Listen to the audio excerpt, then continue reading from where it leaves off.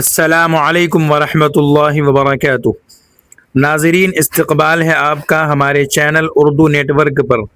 سب سے پہلے آپ تمام حضرات کو ہماری جانب سے عید الاضحیٰ کی دل کی گہرائیوں سے بہت بہت مبارکباد۔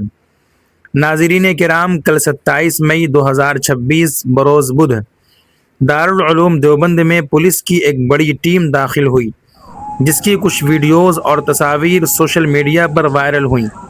ان تصاویر کو دیکھ کر بہت سے لوگ تشویش میں مبتلا ہو گئے اور افسوس کا اظہار کرنے لگے۔ کچھ لوگوں کو یہ خدشہ بھی ہوا کہ حال ہی میں مسجد رشید کے متعلق جو یہ دعویٰ کیا گیا تھا کہ مسجد کے 14 فٹ نیچے مندر موجود ہے، شاید اسی معاملے کی بنیاد پر یہ کارروائی کی گئی ہو۔ تاہم اب جو اطلاعات سامنے آ رہی ہیں ان کے مطابق یہ ایک معمول کی سیکیورٹی چیکنگ اور عید کے موقع پر نگرانی کے لیے کی جانے والی روٹین کارروائی تھی۔ ذرائع کے مطابق مسجد رشید کے مرکزی گیٹ پر مرمت کا کام جاری ہے، اسی وجہ سے پولیس اہلکار دوسرے راستے سے داخل ہوئے، جس سے سوشل میڈیا پر غلط فہمی پیدا ہوئی اور لوگ تشویش میں مبتلا ہو گئے۔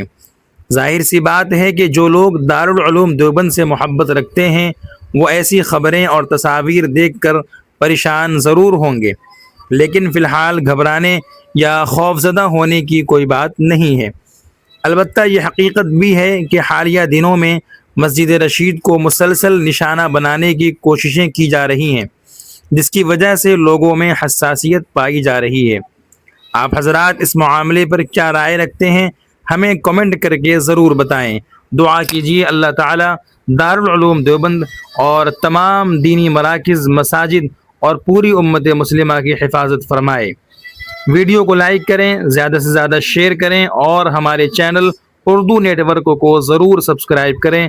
ناظرین اجازت دیجیے، السلام علیکم ورحمۃ اللہ وبرکاتہ۔